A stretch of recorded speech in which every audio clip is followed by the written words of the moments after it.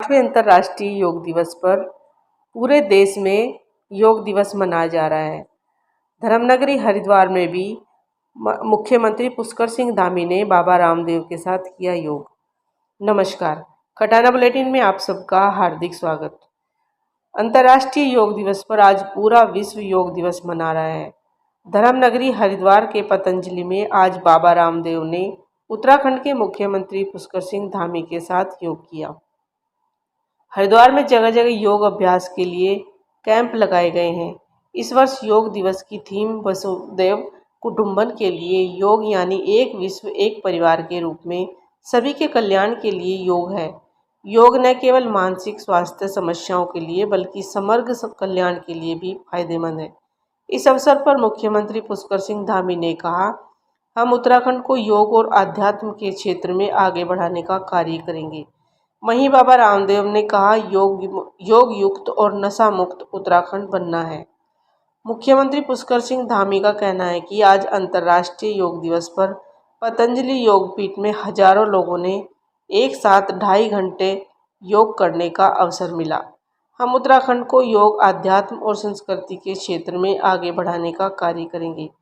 9वां अंतर्राष्ट्रीय योग दिवस भारत में कम से कम 10 करोड़ से ज्यादा लोग घरों से बाहर निकल करके योग के लिए निकले। यह एक योग का अप्रतिम जलवा है और इस योग धर्म, वेद धर्म, ऋषि धर्म, सनातन धर्म के माध्यम से एक राष्ट्र धर्म की एक नई आगाज, युग धर्म का एक नया स्वर गुंजायमान हुआ है और यूएनओ में देश के प्रधानमंत्री योग कर रहे हैं। आज उत्तराखंड में 20,000 से अधिक लोगों के साथ प्रदेश के सबसे युवा, ओजस्वी, पराक्रमी हमारे मुख्यमंत्री पुष्कर सिंह धामी जी ने भी हमारे साथ 2.5 घंटे से अधिक कालखंड तक निरंतर योग किया। और सरकार का भी ये स्लोगन है उत्तराखंड का, विकल्प रहित संकल्प, अखंड प्रचंड पुरुषार्थ के द्वारा संकल्प से सिद्धि की यात्रा को पूरा करना है। योग युक्त, रोग मुक्त और नशा मुक्त उत्तराखंड बनाना है और योग के साथ उद्योग और उद्यमशीलता को आगे बढ़ाते हुए उत्तराखंड को दुनिया की सांस्कृतिक, आध्यात्मिक राजधानी के रूप में विकसित करना है।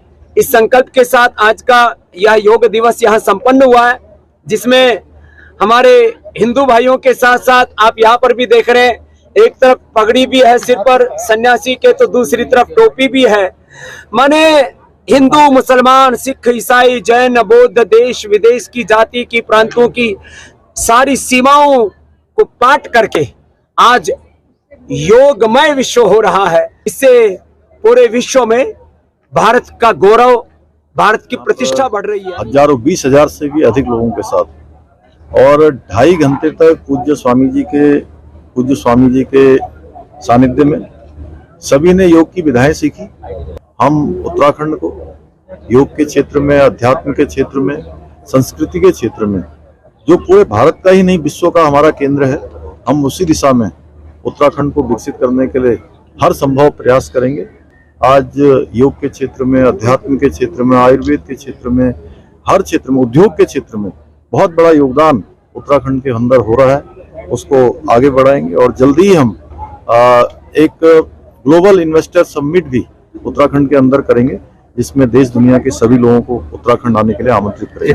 प्रधानमंत्री जी का धन्यवाद करता हूं, उनका अभिनंदन करता हूं कि उनके अनुरोध पर संयुक्त राष्ट्र ने विश्व योग दिवस घोषित किया। सभी लोग नशे की प्रवृत्ति से दूर रहें, नशे की प्रवृत्ति में किसी को न आने दें और न ही नशा करें, उसकी शपथ दिलाई है। और 26 जून को भी बृहद स्तर पर हम उत्तराखंड के अनेकों स्थानों पर, विद्यालयों में, अनेक जो सामाजिक संगठनों को साथ में लेके, स्वयंसेवी संगठनों को साथ में लेके, सबका एक सामूहिक रूप से नशे के प्रति जागरूक करने का काम भी हम लगातार इसको करेंगे। और इसमें अगर कोई कड़ा कानून बनाना होगा तो हम उस दिशा में भी, जैसे हमने नकल के लिए हिंदुस्तान का सबसे कड़ा कानून बनाया, उसी प्रकार से हम इस दिशा में भी काम करेंगे। सबसे पहले तो क्या है कि समान नागरिक संहिता के लिए जो काम हुआ है, वो काम सभी वर्गों को साथ में लेकर हुआ और भारत की संविधान की धारा 44 और भारत के संविधान बनाने वाले लोगों ने समान नागरिक संहिता का प्रावधान भारत के संविधान में किया हुआ है। उसी के अनुरूप हमारी जो ड्राफ्ट बनाने वाली कमेटी है